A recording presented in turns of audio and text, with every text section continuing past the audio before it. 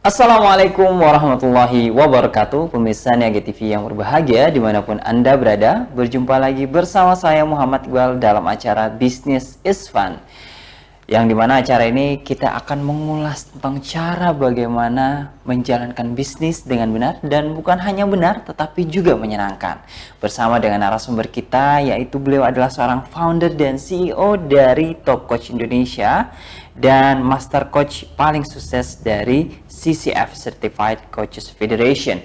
Langsung saja kita sambut dengan meriah Coach Tom MC Ifle. Halo, selamat weekend ya. Weekend ya. Hari ini udah weekend. Hari ini weekend, bertepatan dengan weekend nih. Jadi yang punya bisnis saat weekend nih, apa sih yang persiapan weekend ya. Persiapan weekendnya seperti apa? Nah, kebetulan ada Coach Tom MC Ifle dan kita akan membahas terkait tentang materi ini. Kalau misalkan materinya adalah paling common nih, ya, Coach ya, yaitu terkait tentang 5 langkah kritis memulai bisnis. Benar. Jadi kenapa sih kritis pada saat memulai bisnis? Apa yang menjadikan ini kritis gitu, Coach? Memang kalau kita lihat sekarang ada 26.000 produk yang ada di dunia setiap tahunnya. Setiap tahunnya? Tiap tahun tuh muncul produk baru. Ada 26.000 produk.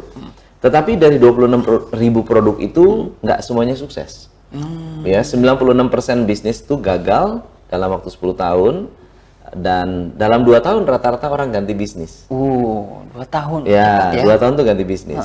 Nah, yang lebih menarik lagi, ada banyak sekali pengusaha di luar sana yang sudah investasi uang yang cukup besar, yang cukup signifikan untuk membangun sebuah bisnis, untuk mendesain sebuah produk, tapi saat diluncurkan nggak berhasil. Wah, apa yang salah? Nah, yang salah adalah karena mereka tidak mengikuti langkah-langkah kritis dalam membuat sebuah produk.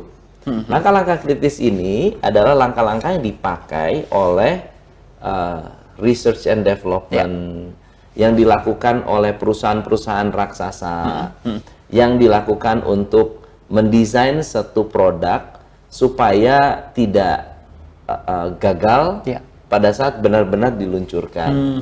Sebenarnya kita bisa lakukan ini kecil-kecilan. Tidak mengadopsi dari R&D sebuah perusahaan yang besar begitu. Benar.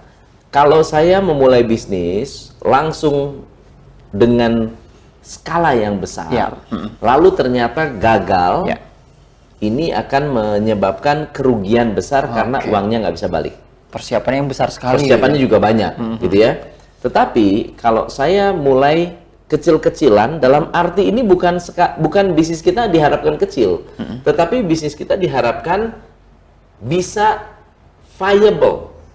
Viable itu layak, gitu, diterimanya dengan baik oleh konsumen, sehingga konsumen bisa menerima secara massal. Nah, kebanyakan kita kan kalau bikin produk, misalnya saya bikin bisnis kuliner. Kita masak, yang diminta coba adalah saudara. Orang-orang terdekat, betul. Orang tua. Nggak ada yang berani bilang nggak enak. Karena nggak enak gitu ya, nggak ada yang berani bilang nggak enak. Betul. Semuanya bilang enak. Semuanya bilang mantap. Rekayasa, pendapat rekayasa. Giliran dibilang, kamu mau beli nggak? Ntar dulu deh. Masih mikir ya, masih pertimbangan. Mikir dulu. Betul. Nah, karena lingkungannya lingkungan kecil, kita melakukan testingnya tidak terlalu luas. Betul. Jadi orang tua kita menerima, saudara kita menerima, teman kita menerima, konsumen sungguhan belum tentu mau menerima.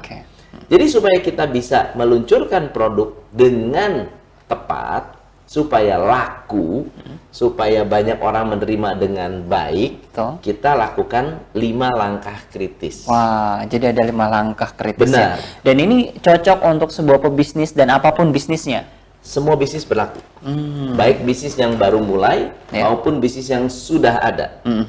Mungkin Anda ingin melakukan pengembangan, ingin memastikan produk yang sekarang ini pengen lebih berkembang lagi, Anda boleh melakukan atau menjalankan apa yang akan kita bahas di hari ini. Kesempatan kali ini ya. Nah, Coach, ini juga saya mau tanya sebelum kita masuk pada langkahnya terkait tentang kan ini era milenial nih, Benar. Coach ya. Dan apakah dengan dari 5 langkah kritis ini, apakah kita juga menyesuaikan untuk dari proses-proses tersebut gitu? Ya, kondisi sekarang ini milenial sangat cerdas. Ya. Mereka memiliki akses terhadap pilihan-pilihan. Oke, betul. Kalau sekarang sosial media membantu kita untuk berinteraksi, Ya. mempercepat informasi, Ya. maka milenial ini punya akses lebih dari sekedar sosial media. Oke. Dari teman, dari Oke. network, Ya. dari forum. Dan forum itu tidak terbatas orang Indonesia. Oke. Forum itu di seluruh dunia. Seluruh dunia. Mereka bisa mengakses. Sehingga milenial ini punya banyak pilihan.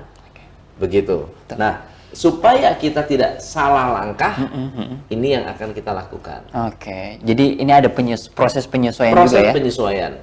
Nah, ini bagi Anda istilahnya yang sudah punya bisnis tapi sudah berada di generasi yang belakangan gitu ya kan? Benar. Nah, ini harus membuka diri juga agar bisa menyesuaikan jenis bisnisnya, kemudian cara menjalankan bisnisnya seperti apa dengan 5 langkah yang akan kita bahas. Oke, baik. 5 langkah kita sebutkan dulu nih, Coach. 5 langkah. Apa saja? Langkah pertama namanya timing. Timing. Oke. Langkah pertama adalah timing. Timing itu artinya apa? Timing artinya tepat waktu. Oke. Ada banyak produk yang dimulai karena salah waktu, Salah dia nggak waktu. laku. Padahal produknya bagus. Oke, salah waktu bisa nggak laku padahal bagus. Nah, yang kedua adalah mengenai planning. Timing, Timing, planning. Meskipun timingnya oke, tapi planningnya nggak oke, gagal juga. Wow. Ya. Gimana caranya? Iya. Gitu? Setelah kita timing, planning, testing. Testing. Ya, testing adalah satu cara untuk memastikan apakah planning kita benar-benar sesuai atau tidak. Matang Kita atau tes. tidak. Bertemu antara barang dengan market, produk dengan market kita pertemukan. Ya. Itu namanya testing. Yang ketiga, yang keempat adalah improving. Improving. Karena pada saat kita testing pasti nggak 100% sukses. Oke, betul. Nggak 100% akan menemukan apa yang dibutuhkan customer sesuai dengan apa yang kita Harapkan. desain. Nah, Kita desain. Nah, fase terakhir adalah growing. Growing, bertumbuhnya ini. Growing. Kita ajak produk kita untuk naik kelas, naik level, bertumbuh. Oke, wah. Nah, ini kenapa? Padahal udah siap, tetapi timing yang tidak tepat. Benar. Oke, bagaimana, Coach? Saya mau tanya, Google bagus nggak? Wah, bagus Bagus banget ya? katanya, betul. Apple bagus nggak? Bagus. Smartphone bagus nggak? Bagus. Bagus banget. Apa namanya? Digital kamera bagus nggak? Bagus banget. Bagus banget. Pertanyaan saya, mengapa para penemu smartphone, Gadget. gadget, digital kamera Ya. kalah sukses dengan brand-brand Apple, Samsung, dan seterusnya? Oke. Itu kan pertanyaan. Ya, betul. Dulu ada yang namanya Ask Jeeves, namanya Ask Jeeves. Ask Jeeves. Ask Jeeves, tanya Jeeves. Oke. Kalau Anda search, Anda pasti akan mendapatkan cerita tentang Ask Jeeves. Ask Jeeves itu populer. Kenapa bisa sekali. populer gitu? Ask Jeeves itu fungsinya seperti Google search, Oke. nanya Jeeves gitu. Iya, betul. Tanya aja sama Jeeves gitu. Dia adalah satu platform yang kita bisa melakukan search, lalu kemudian bisa memberikan jawaban. Iya. Hampir sama seperti Google berarti. Persis seperti Google. Persis seperti Google. Oke. Tapi nggak berhasil. Oke. Kenapa bisa nggak Wrong berhasil? timing. Wrong timing. Wrong timing. Salah timing. Oke. Saat itu internet belum muncul. Saat itu Oke. belum terlalu banyak yang menggunakan. Lalu ketika dimunculkan nggak sukses. Ya. Ya. Oke. Contoh lain, ada yang namanya 6degrees.com. 6degrees.com. 6degrees.com adalah Facebooknya era itu.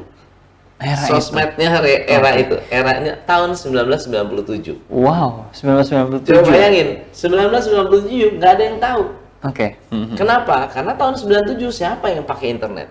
Belum ada ya. Sama dengan halnya Asjif tadi ya. Asjif tadi, dia sangat-sangat populer gara-gara film Six Degrees, ya Kevin Bacon. Jadi Six Degrees dibikin film, lalu kemudian dibuatlah Platformnya. platform terinspirasi dari film tersebut, Ya. lalu kemudian ternyata nggak populer. Oke. Ternyata nggak bisa dipopulerkan, nggak seperti sosial media hari ini, Betul. nggak seperti Facebook hari ini. Facebook hari ini betul. Ya, kenapa? Karena pada saat itu ketika diluncurkan infrastrukturnya belum memadai. butuh waktu yang lama untuk memperkenalkan produk tersebut. Oke. Ya, meskipun produknya sangat-sangat luar biasa bagus. Lalu yang ketiga ada yang namanya Let's Buy It. Let's buy it. Ya, Let's Oke. Buy It. Itu adalah Amazonnya zaman dulu. Amazon zaman dulu ya. Oke. Dan timingnya lagi-lagi sama, Timingnya belum ada sama. internet ya. Betul. Oke. Itu mereka adalah, kalau sekarang kita sebutnya marketplace, Ya. kalau zaman dulu disebutnya group buying. Grup buying. Group buying. Jadi mereka menjual ke grup-grup tertentu dan kemudian bisa bertransaksi Ya, online. bertransaksi online. Ya. Pertanyaannya, kok nggak sukses? Padahal nggak mulai sukses. duluan. Segala sesuatu yang dimulai duluan belum tentu benar-benar sukses. Mhm. Kalau timingnya salah. Oke. Begitu. Baik. Mhm. Nah, pertanyaan berikutnya adalah, ada nggak produk lain yang fungsinya bagus, masuknya sebetulnya oke, tapi tetap timingnya nggak masuk? Oke. Zaman dulu ada yang namanya PDA, PDA, PDA. PDA. Masih ingat nggak? Sudah hilang di atas ini. Nah, mereknya O2, Oke. O2. Auto. Nggak ada yang nggak tahu kan? Itu ngetop banget. Oke. Untuk eksekutif. Ya. Semacam smartphone juga ya. Smartphone sudah bisa internet, sudah bisa foto, Oke. sudah bisa Oke, pada saat itu memang belum ada touchscreen juga ya. touchscreen duluan. Oke, dia touchscreen duluan. Oke. Touchscreen duluan, jadi dia tidak ada keyboardnya, dia keyboardnya pakai touchscreen. Nah, sekarang pertanyaan saya adalah, kenapa gagal? Oke. Tidak gagal sih, ketinggalan zaman, udah lewat waktunya. Padahal the first time pada saat itu ya. Padahal iPhone belum kepikiran, Buat yang layar sentuh seperti itu. yang revolusioner. Ditanya waktu itu Apple, Steve Jobs bilang, we will revolutionize the phone. Iya. Kita akan merevolusi telepon. Ternyata Palm Top, O2, PDA itu semua sudah melakukan hal seperti itu. Tapi kok nggak bisa? Karena waktu itu, karena fiturnya canggih, harganya mahal, Ya.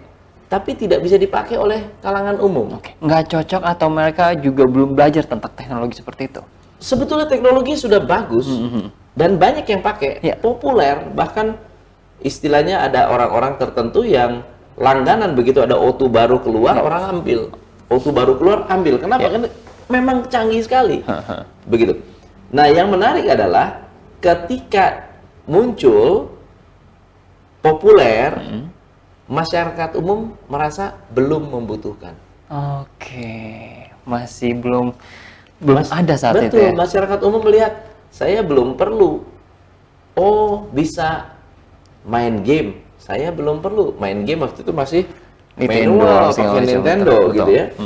Bahkan masih istilahnya TV game, video game. Video ya, game, masih betul. video game. Terus ada orang bilang, ya kita bisa text message. Saya masih belum perlu. Ada telepon rumah. Betul. Gitu ya. Jadi timingnya tidak tepat. Kemudian menurut saya ini banyak sekali peranan dari internet. Jadi internet masih mahal, Ya. jangkauannya masih belum baik, Infrastrukturnya belum terbangun. infrastrukturnya belum terbangun. Lalu kemudian gagallah produknya Oke. karena wrong timing. Nah, begitu juga sebetulnya kita jual kuliner, menjual produk fashion, ya, menjual produk-produk yang sifatnya benar-benar relatively baru, ya. Kalau itu sifatnya inovasi, maka langkah Anda harus betul-betul tepat. Oke. Kalau bukan inovasi, misalnya saya hanya meniru produk yang sudah populer, mereka sudah melakukan testing, mereka sudah melakukan R&D, dan mereka sudah membuktikan produk itu pasti laku. Sehingga kita niru-niru nggak masalah. Jadi banyak orang sekarang yang misalnya nih, ada handphone bagus, smartphone bagus, booming luar biasa, ada konsep barbershop bagus, booming luar biasa, ada konsep salon bagus, booming luar biasa, lalu ada konsep-konsep baru yang meniru konsep tersebut dan ikut naik juga. Itu berarti apa? Mereka sudah melakukan tes dan ternyata tes itu berhasil, lalu kita tinggal ngikut kesuksesannya. Melihat tren yang ada saat Melihat tren yang ada. Tapi kalau Anda benar-benar ingin menciptakan tren baru, Anda harus melewati fase 5 langkah ini. Nah, terkait tentang langkah timing, selanjutnya langkah apa lagi yang menjadi kritis?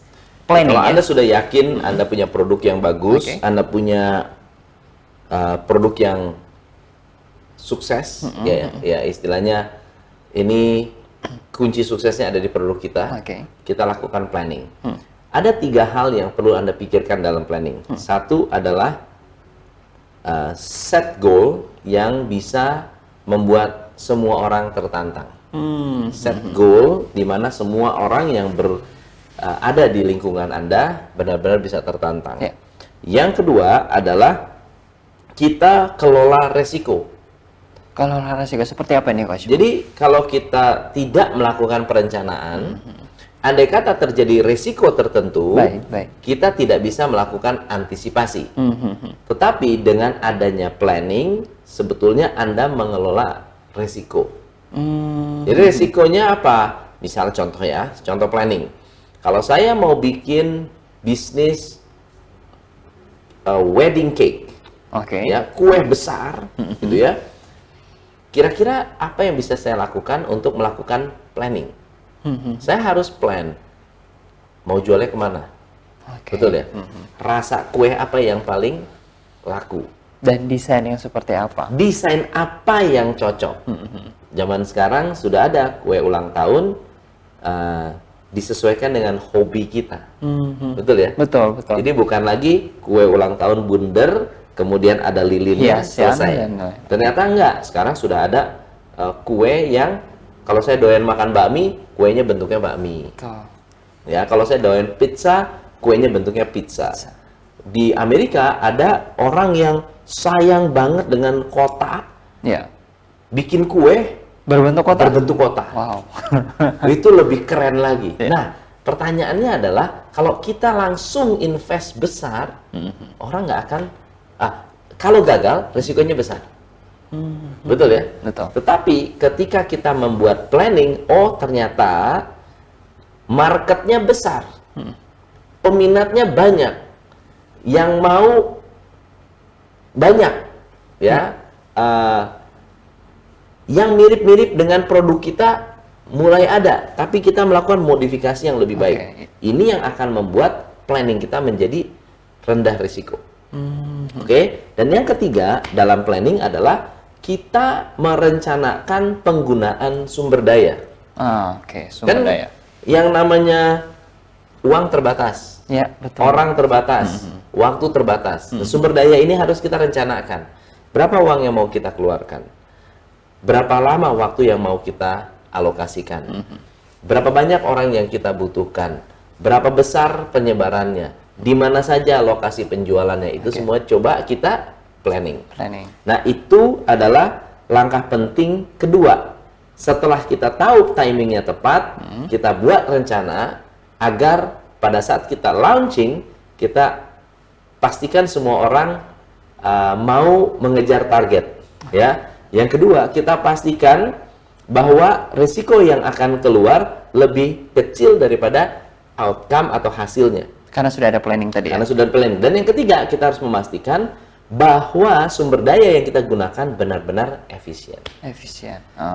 Itu terkait tentang planning tadi ya. Benar. Nah, Coach, kalau untuk dari sisi planning ini kan kondisinya macam-macam ya, Coach ya. Kalau misalkan dari setiap terutama terkait tentang yang kue tadi apabila bahan baku yang meningkat Ya. dan kemudian langka bahan bakunya. Nah, ini mengakali seperti apa? Apakah kita misalkan membuat bahan baku sendiri atau memang mencari opsi-opsi yang lain?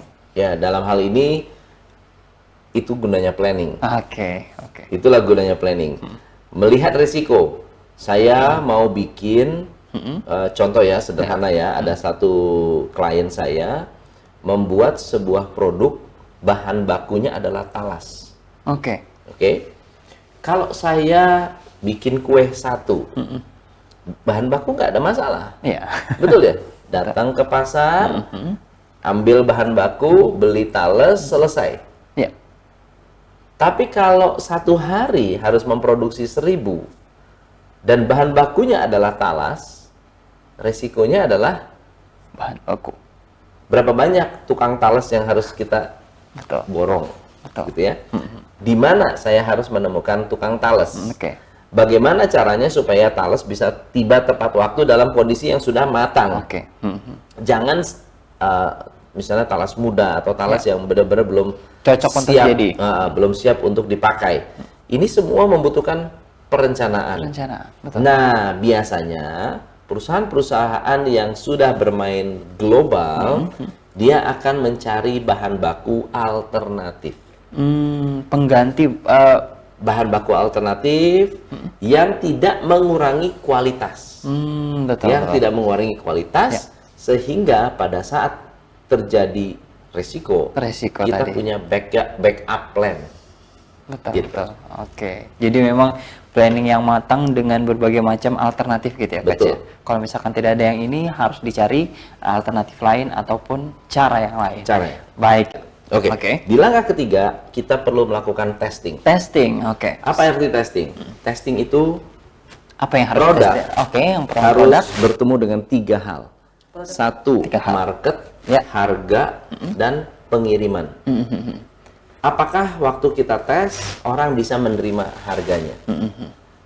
Yang kedua, pada saat kita tes, apakah orang suka dengan rasanya atau dengan pelayanannya? Oke. Tapi yang faktor terakhir adalah apakah orang suka dengan cara kita mengemasnya, Mengemas. delivery-nya. Oke. Ya, misalnya contoh gini, saya punya produk kemasannya jelek, Ya. orang nggak suka kemasannya. Ada yang bilang begitu, saya nggak suka, kenapa? Aku nggak suka kemasannya, harganya murah sih, harganya oke sih, tapi saya nggak suka kemasannya. Ada orang yang lihat kemasannya bagus, begitu dibuka, dimakan, Nggak enak. nggak enak, gitu ya. Padahal harganya bagus. Ada orang yang lihat kemasannya bagus, rasanya enak, harganya mahal banget. Oke, eksklusif banget Nggak gitu ya. kuat, ya kan? Iya. Jadi 3 hal ini harus diterima baik. Oke. Nah, ini menyangkut fase berikutnya yang namanya improving. Kalau ternyata saya nggak bisa diterima, harga nggak bisa diterima, Ya. harga nggak bisa diterima, tapi Rasa, bisa diterima, kemudian delivery-nya bisa diterima, kita perbaiki harganya. Karena harga itu ada 2, Ya. bisa kemurahan, bisa kemahalan. Ya. Biar pas. Belum tentu harga murah itu yang terbaik. Ya, betul. Bisa jadi gara-gara harga murah orang nggak percaya. Oke, jadi curiga gitu ya. Curiga, Ini kok apa murah ini? banget nih. Jangan-jangan saya dibohongin gitu kan. Ini kok enak banget. Iya. Jangan-jangan racun gitu. Iya. Nah, jadi harus ada sebuah komposisi yang benar-benar ngepas. Nah, fase berikutnya harus melakukan improvement packaging, Jadi nggak bisa sekali jadi langsung jalan. Betul. Nggak bisa sekali jadi langsung jalan. Pastikan ada improvement. Banyak sekali perusahaan sebelum testing, sebelum menjalankan, bahkan ada yang namanya beta testing. Mereka tes untuk customer benar-benar mengkritik produk tersebut. Diminta. Untuk kritik ya? Untuk kritik. Wow. Bahkan dikasih gratis. Ya. Kamu mau nggak? Saya punya beta testnya. Kamu coba dong. Siapa tahu ada masukan. Ya. Please kasih masukan kita karena kita membutuhkan informasi itu. Feedback ya? Begitu dapat feedback masalah ini itu dan seterusnya, wah itu senang banget. Wow. Kenapa? Berarti kita dikasih R&D-nya dari customer, dari real case, dari pertemuan antara produk dengan market. Ya. Nah, Setelah Anda improve, Anda harus bangun, kita kembangkan agar produk ini benar-benar tersebar luas di pasaran. Oke, baik. Jadi lebih menggurita lagi nih. Menggurita lagi. Nah, namanya growing the business. Nah, pada saat kita growing the business, kita perlu mengembangkan 4 komponen dalam 4 komponen bisnis. Satu, Anda harus grow your team. Tim dulu yang harus dibangun. Betul. Kita harus grow atau kembangkan manusianya. Jangan fokus terus pada produknya, karena produknya udah kelar nih urusannya. Oke. Yang kedua, you have to grow your customer. Perluas, perbesar, kembangkan customer yang ada. Termasuk jumlahnya atau seperti apa? Termasuk jumlahnya, termasuk wilayahnya. Termasuk jumlah dan wilayahnya. Oke. Yang ketiga, you have to grow your leader. Wah. Kembangin manusia yang akan memimpin perusahaan ini. Dan yang terakhir adalah grow your supplier. Apa hubungannya? Ngapain saya growing supplier? Supplier adalah yang akan mensupport terus-menerus produk kita, bisnis kita. Coba Anda bayangkan, kalau supplier Anda konvensional, ya, saya bikin bahan baku, kalau mood, ya, kalau lagi mood saya bikin bahan baku. Kalau lagi mood saya nanam padi, saya nanam bahan baku. Tapi kalau enggak, saya mah mau libur-libur aja. Wah. Ditanya, Mas, gimana? Ada barang nggak? Wah, saya lagi nggak bikin. Ya, order lagi banyak nih. Gimana? Nggak bisa. Udah selesai. So you have to grow your supplier supaya supplier Anda bisa mengikuti kecepatan kerja kita, bisa mengikuti kecepatan pertumbuhan kita. Toyota memiliki strategi untuk mengembangkan supplier mereka, selain mengembangkan orang, mengembangkan leader, mengembangkan market. Jadi supplier juga disentuh, supplier juga dibangun, supplier juga disemangati, diayomi juga. Diayomi juga. Nah, 4 hal ini yang harus Anda lakukan to grow your business. Jadi tidak terkait tentang yang supplier tadi tidak tergantung ya. Jadinya karena memang hanya masih satu dan mungkin kurang baik hubungannya, sehingga kita tergantung. Ketika mereka tidak membuat, akhirnya kita yang risiko. Benar sekali. Nah, Coach, mungkin ini saya mau tanyakan juga terkait tentang growing nih. Ada misalkan contoh adalah sebuah UKM kecil gitu ya kan, yang memang produksinya terbatas karena alat dan memang aset alat itu masih sederhana sekali, sementara demand-nya, permintaannya itu banyak. Nah, ini bagaimana nih, Coach? Kalau problemnya adalah saat kita bertumbuh lalu kita kekurangan alat, itu masih bagus. Ya, masih bagus. Kenapa? Karena marketnya berkembang, betul. Orang yang membeli itu banyak. Kita investasi alat bagus. Tapi harus ingat lagi, kembali kepada timing. Apakah kalau saya buat massal akan sudah tepat timingnya atau belum? Misalnya, contohnya ada sebuah perusahaan yang laku banget. Ini oleh-oleh, di Bandung. Oleh-oleh di Bandung. Semua orang datang ke Bandung, benar-benar bikin rencana khusus untuk beli oleh-oleh itu. Lalu kemudian dia pikir dong, wah, ini orang datang ke sini, kenapa nggak kita jemput bola? Gitu kan? Dibuatlah cabang-cabang di seluruh Indonesia. Ini karena tujuannya memudahkan mereka untuk menjangkau. Betul ya, memudahkan. Ternyata setelah dikembangkan, toko yang di dalam nggak laku. Toko yang tersebar di luar sana nggak laku. Kenapa? Padahal kan niatnya baik nih, maksudnya niatnya baik ya. Toko di cabang tidak merasa bahwa saya membeli oleh-oleh. Misalnya nih ya, saya punya bandeng asep. Bandeng asep itu terkenal dari Semarang. Bandeng asep terkenal dari Semarang. Setelah saya lihat, ternyata potensi pasarnya luar biasa. Saya buka cabang-cabang bandeng asem. oleh-oleh khas Semarang. Tersebar dia. Adanya di Batam. Padahal dari Semarang. Oleh-oleh khas Semarang adanya di Batam. Di Batam. Nggak laku tuh. Kenapa? Karena orang pergi ke Batam yang dicari oleh-oleh Batam. Bukan Semarang. Bukan oleh-oleh Semarang. Oke. Ini mungkin karena feel-nya juga ya dari sisi customer. Wah, saya nggak perlu ke Semarang. Di Batam sudah ada.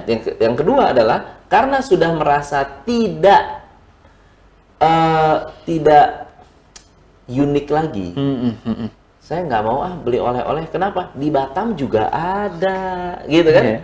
Jadi kalau pergi ke Semarang, nggak bakal beli oleh-oleh itu. Dia beli oleh-oleh yang tidak ada di kotanya. Oke, betul. Karena Begitu. memang sifatnya oleh-oleh seperti itu ya. Namanya juga oleh-oleh. Nah, akhirnya perusahaan ini mulai menutup jaringannya. Dia menutup jaringannya, lalu mulai memfokuskan dan mengkonsentrasikan di Bandung. Dan dibuatlah pertumbuhannya vertikal. Naik ke atas terus. Jadi sekarang kembali baik lagi, kembali sukses. Growing lagi ya. Growing lagi. Nah, itu sama. Mau beli mesin, mau tambah mesin, lihat timingnya tepat atau tidak. Kuliner, misalnya sop kaki kambing, ya kan? Yang enak. Ya. Ketika dikembangkan, cocok. Kenapa? Karena masih wilayah misalnya Jakarta. Ya, sop kaki kambing Pak Tom Kumis. Tom Kumis gitu ya. Selama dia budayanya sama, silahkan dikembangkan. Kenapa? Karena pemakannya di situ. Tanah Abang. Ya, khas Tanah Abang, orang Jakarta nggak usah ke Tanah Abang, saya makan di sini, dia oke. Gitu loh. Tetapi kalau oleh-oleh lah, lain cerita. Jadi ini untuk dari setiap bisnis adalah menyesuaikan bagaimana growingnya, apakah memang harus buka cabang atau memang hanya di situ saja. Benar. Wah ini pemirsa, jadi mudah-mudahan menambah wawasan kita, dan alhamdulillah kita sudah ada di penghujung acara ini, Coach. Tidak terasa ya. Nggak terasa. Padahal masih banyak yang pengen saya tanyakan nih pemirsa ya. Baik, mungkin terakhir nih kesimpulan daripada 5 langkah kritis memulai bisnis, silakan Coach. Kesimpulan yang pertama adalah dalam membangun sebuah bisnis atau dalam mengembangkan sebuah bisnis, timing, planning, testing, improving, dan growing adalah siklus yang tidak berhenti.